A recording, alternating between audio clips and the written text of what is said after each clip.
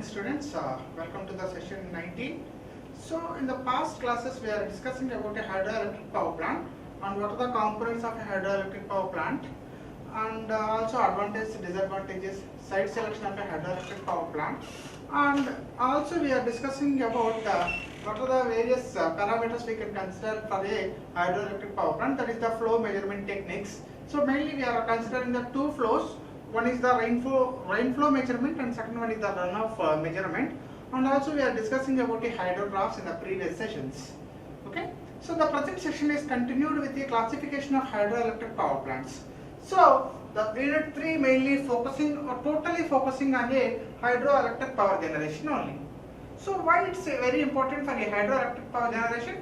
So the hydroelectric power generation is a very flexible and it is a eco-friendly system. We don't produce any amount of emissions here because there is no combustion process or anything, just we are using the flow of a water, that's the natural flow or created flow. So by using of water flow only we are creating the hydro energy. So here we are totally utilizing the energy from the water.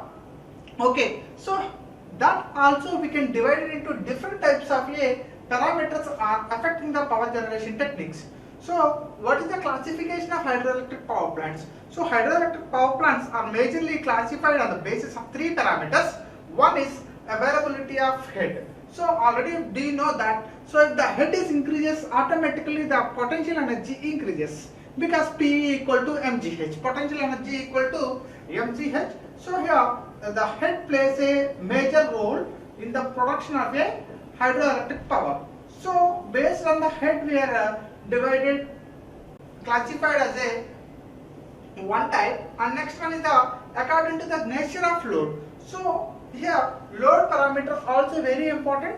So we are using the power plant in a different ways. Okay, so the entire power is generated and utilized for a single purpose, that is one type of a power plant. And some cases we are utilizing the power plants as a standby units, and some cases we are using the peak load power plants. Like that, based on the load conditions or load utilization conditions, okay, power plants are classified, hydroelectric power plants are classified. And the last parameter is availability of quantity of water. Okay, so how much amount of water is available for the production of a hydroelectric power? So that is the three categories. Okay, so total hydroelectric power is classified into three variations. One is the availability of head, and second one is the type of a plant or nature of the load, and third one is the availability of quantity of water.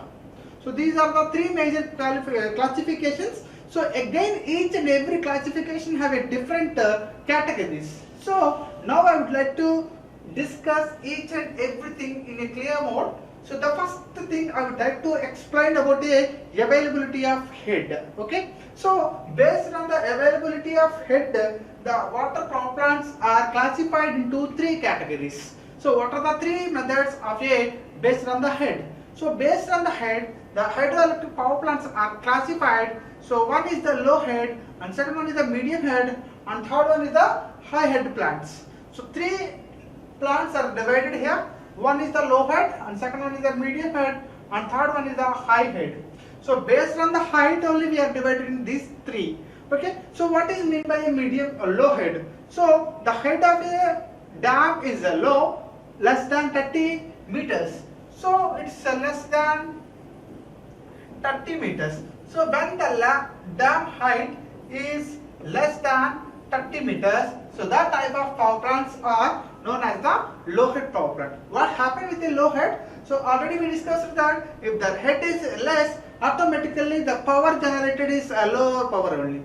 So when we require a low amount of power, we can utilize a low head power plants. Or if you want to produce a small amount of powers, or if you have a small head, at that time we can utilize the low head type of a power plants. So generally in a low head type of a power plant, we are using Kaplan turbines. Okay, so the important parameter in a hydroelectric power stations are the turbines. So the power generated by using of a hydropower, so that turbines are known as the hydroelectric turbines.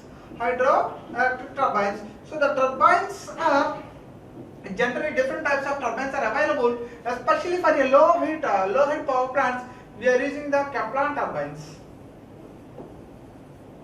or some cases we are using Francis turbines also, but majorly the Francis turbines are using for a higher head. Okay, Kaplan turbines, Francis turbines, Pelton wheel turbines.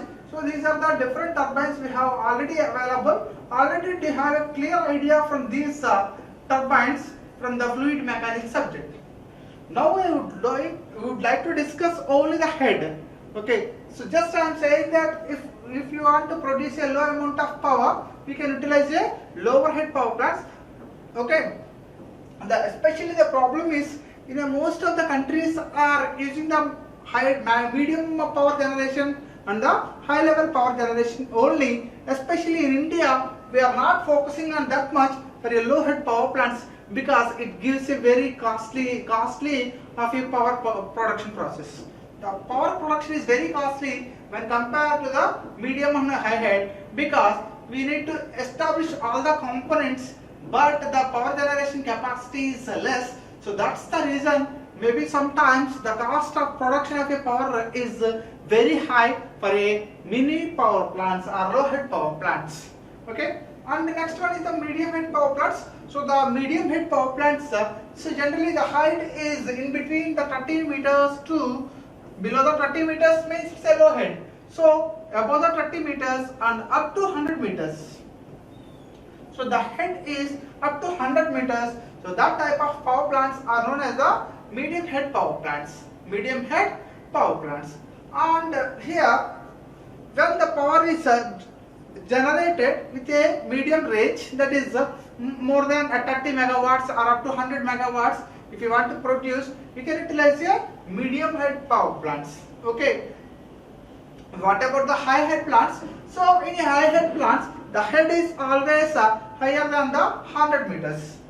So the above head is more than 100 meters of a head. So that type of power plants are known as the higher than 100 meters of a head. It is known as the high head power plants. So generally, if in Andhra Pradesh we have majorly two hydroelectric power stations are available. One is Nagarjuna Sagar and second one is the Srisailam project.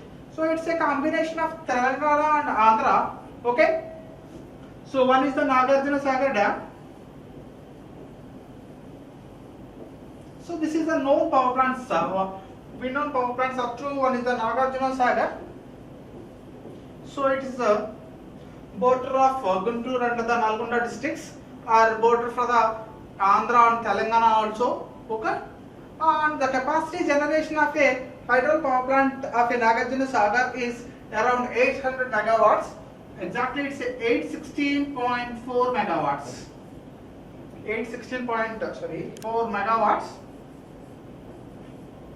Okay. So here in this power plant, majorly they are using in the first power plant it is. So the start of Nagarjuna Sagar power plant is started in the year of 1955, and the opening of a Nagarjuna Sagar power plant for a power generation is around 1967. So it takes more time when compared to the small power plants. It takes some decade, nearly 12 years it takes it. Okay, and the capacity is 860 megawatts. Okay, and here we don't utilize a single turbine. Here we are using a multiple of turbines. Okay, so here majorly nearly 8 turbines are using all the turbines. One turbine with a capacity of 110 megawatts. One turbine with a capacity of 110 megawatts. That is a Francis turbine. And remaining 7. So 110 megawatt and 100 megawatt of power plants. Okay. These are the reversible Francis turbines. Reversible Francis turbines. Okay. So this is about a power generation at a Nagarjuna Sagar dam. And next power generation is next and the highest power generated at a Srisailam power station. Okay. So it is Srisailam power station is started in the year of 1960, and it is around completed after 1991. So it takes 2 decades of time. The completion of a Srisailam dam, a Srisailam project, takes 2 decades of time, and here the capacity is very high when compared to the Nagarjuna Sagar. So the capacity of power generation is around 1600 megawatts. So this is around 1600 megawatts with the 16 turbines. All the 16 turbines are the reversible Francis turbines only. Reversible Francis turbines. Okay, and these are the major high head plants in the Andhra. Okay. So this is about a classification of head. Okay. And see in this diagram how it's a medium head storage plant. Okay, how we are store the water here. Okay.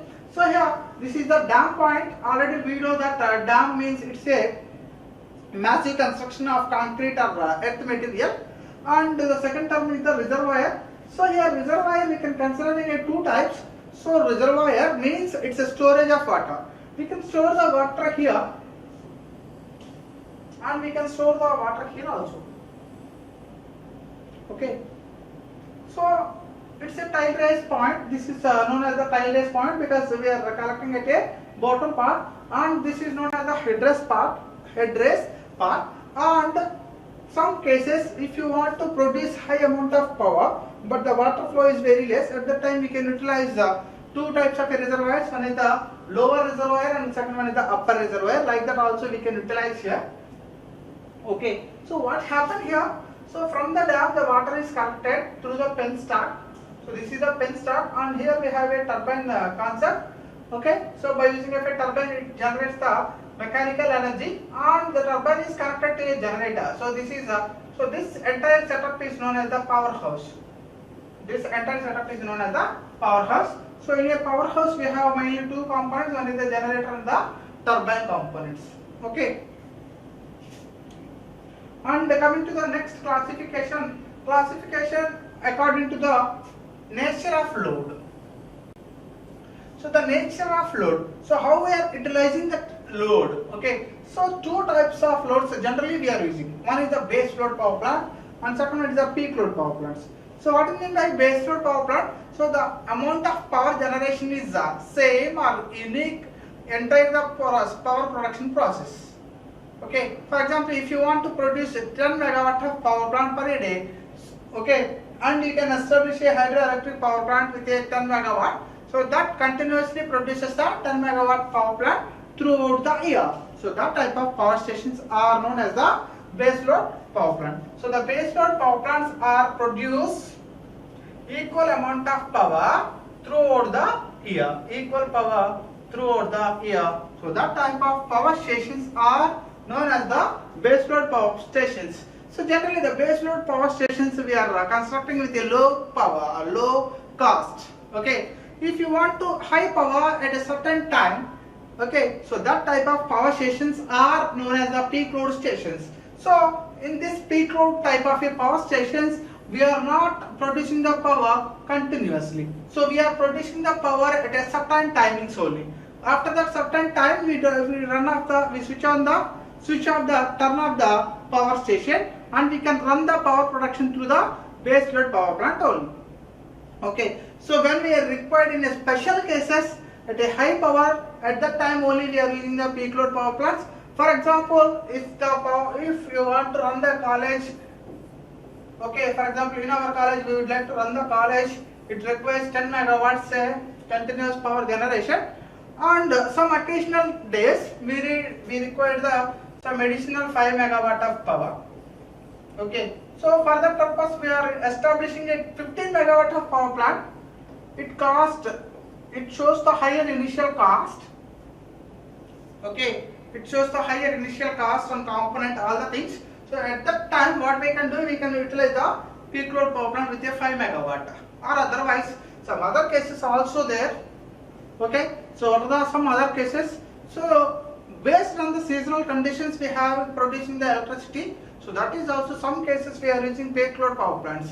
So that conditions we are using in a generally pumped storage technique. So in the latter part we can discuss about the pumped storage, how we can utilize the peak load, and how we can utilize the base load conditions. Okay, so already do you know very well regarding the combination of power plants. So we can utilize a combination way. Okay, so one gas turbine power plant and one diesel power plant, one diesel power plant with one steam power plant, one gas turbine power plant with one steam turbine power plant. Like that combinations are also available. So at that time we can utilize the base load plants and the peak load plants. So in this diagram we can see the power consumption or demand required here. So this is the graph between this curve is known as the load curve. So this is the load curve. So what is meant by load curve? The curve gives a relation between the time taken, timing and maximum power demand. Okay, so demand in kilowatts here. So for example, in the afternoon session at 12 p.m. we required low power. At morning 6 o'clock also we required low. But after the 6 to 12 o'clock we require the maximum power generation. We require the maximum generation because we required the maximum demand at a time. So at that time we need to operate all the domestic purpose applications or office applications. We need to run the more electrical equipments. So that's why at that time of a morning session we consume the more electricity. After that the consumption is very high at a evening times because we need to lighting purpose. Okay, so we need to utilize, we are utilizing the high amount of power for generating the or using the lighting purpose.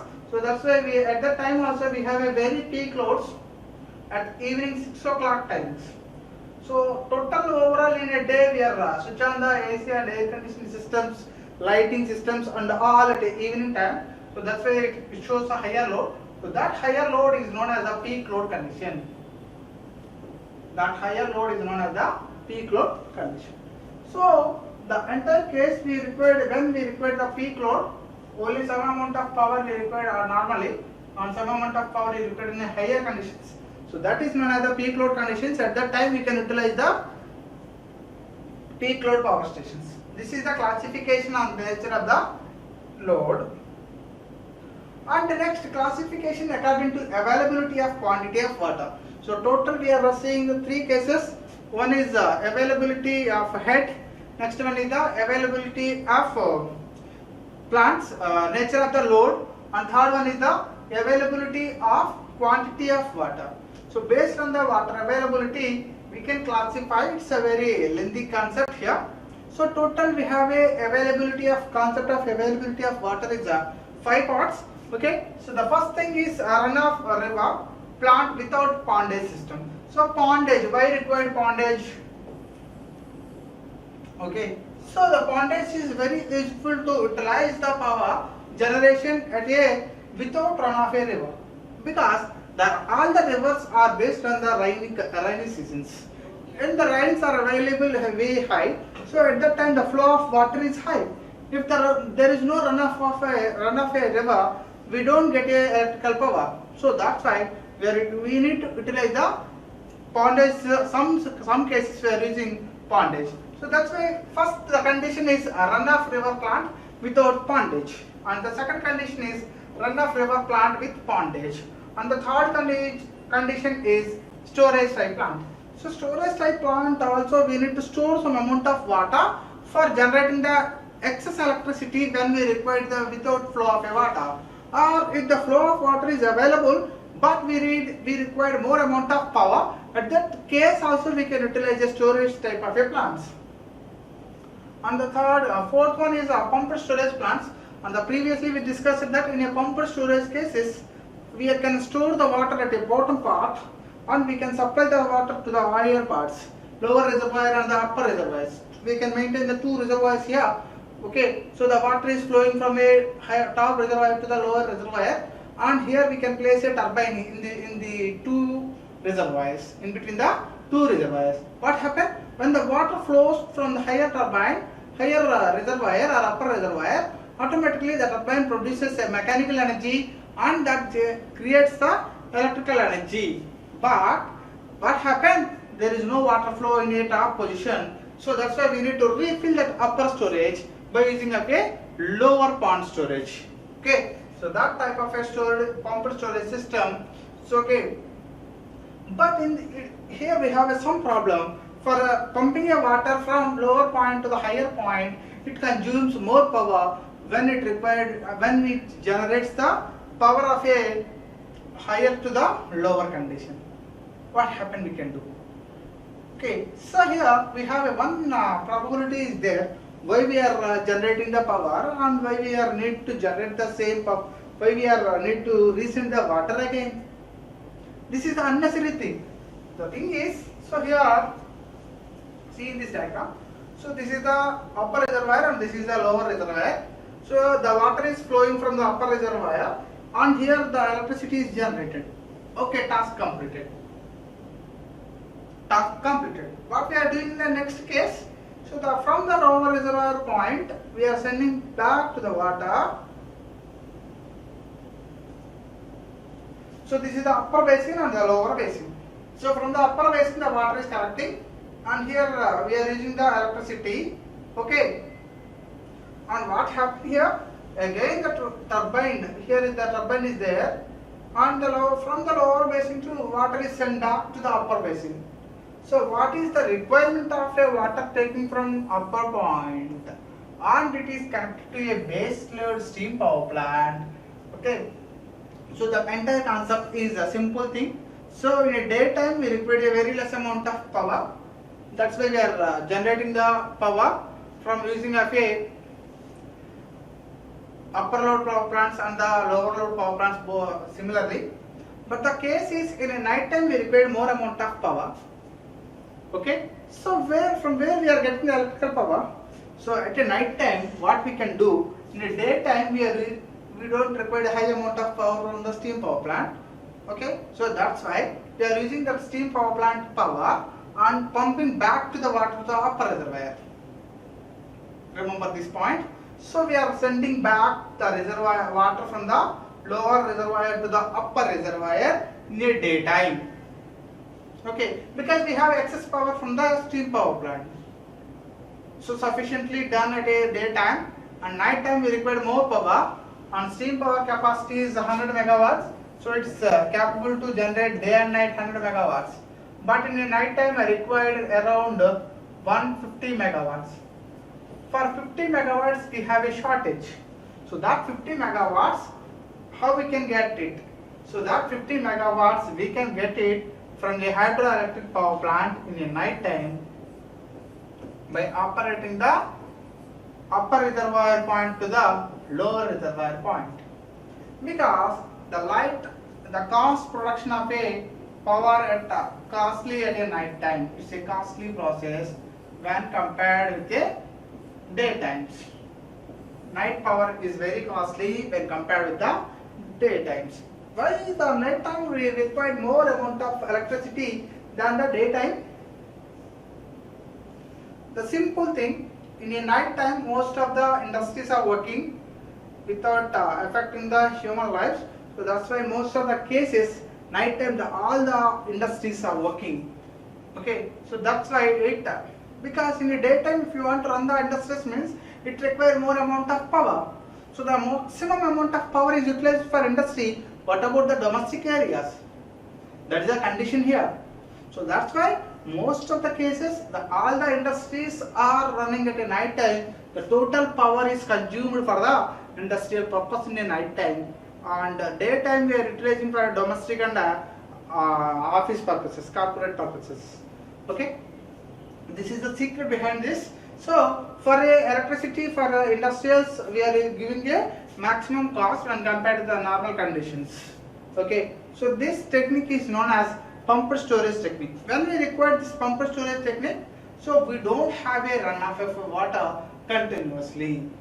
Okay, if the water is continuously available, no need of anything, no need of pondage, no need of storage process, no need of pumped storage system, anything we don't require. We can just produce the electricity by using a first condition, that is the runoff river plant without a pondage condition. Okay, so this is a power generating techniques for a hydroelectric power plants. Okay, totally we have different types of power generation in class based on the quantity of water. And what about the storage type? In a storage type also similarly we can utilize if the continuous flow is happened, no question of a power production or storage purposes.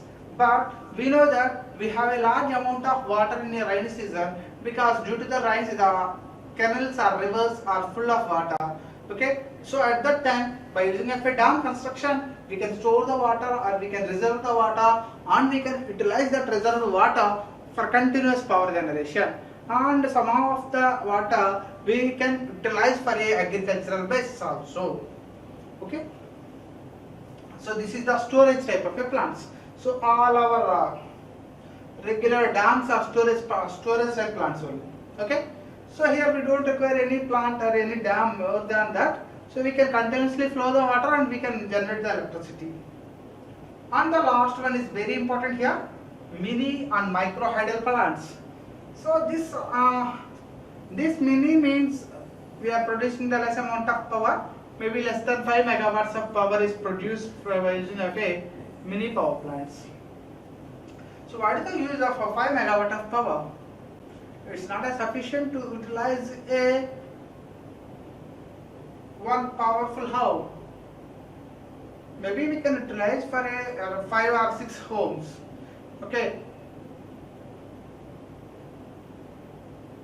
or we can run by using a 5 megawatt power plant, we can run, it is sufficient to run a one college, but it's a very costly because it requires some more amount of equipments and running cost is very high for this process. Okay, so that's why we require to the operates the mini power plants also. Micro means it's less than 3 megawatts of power is produced by using of a micro. Mini and micro hydro power plants are very less in India when compared to the other conditions. Okay, so these are the total classification of hydroelectric power plants. Okay, so now we would like to summarize the today's class. In today's class, we are mainly focusing on only the classification of a hydroelectric power plants. So the classification is mainly based on the 3 categories. What are the 3 classifications? So the classification is mainly focusing on 3 parameters. One is availability of head. So on the head it is 3 categories. So what are the 3 categories? One is low head, second one is, so low head means less than 30 meters, and medium head it is 30 to 100 meters, and the last one is high head, it is around above 100 meters. And second one is nature of load. Nature of load. So here 2 types. One is base load and second one is the peak load. And last one is the availability of water.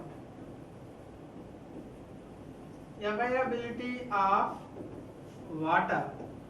So the availability of water mainly classified into 5 types. One is runoff, without pondage, without pondage, with pondage, and next one is the storage type. Okay, and next one is the mini and micro. So these are the classification of a hydroelectric power plants. Okay, so okay, thank you.